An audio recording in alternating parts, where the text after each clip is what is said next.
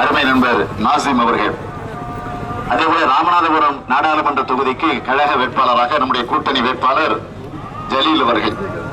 ஆகிய 2 வேட்பாளர்கள் திமுக கழகத்தினுடைய வேட்பாளராக.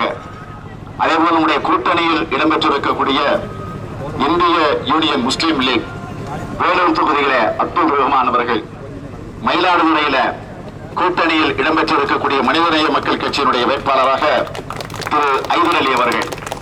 ஆக 4 பேர். ஆக முஸ்லீம்களை பொறுத்தவரையில் இடஒதுக்கீட்டில் 5% கேட்டுக் கொண்டிருக்கக்கூடியவர்கள்.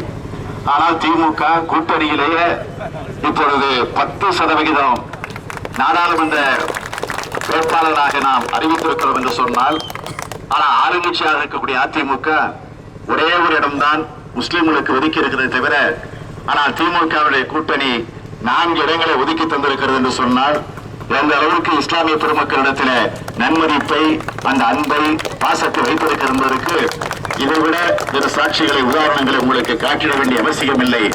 ஆக இன்றைக்கும் உங்களோடு இருக்கக்கூடிய தலைவர் கலைஞரின் கரத்தை பலப்படுத்த உதயசூரியனுக்கு ஆதரவு தாருங்கள், ஜெகன் அவர்களை வெற்றி பெற வையுங்கள் என்று உங்கள் அன்போடு கேட்டு உங்களுடைய அன்புக்கு, உற்சாகத்திற்கு நன்றி நன்றி நன்றி என்று கூறி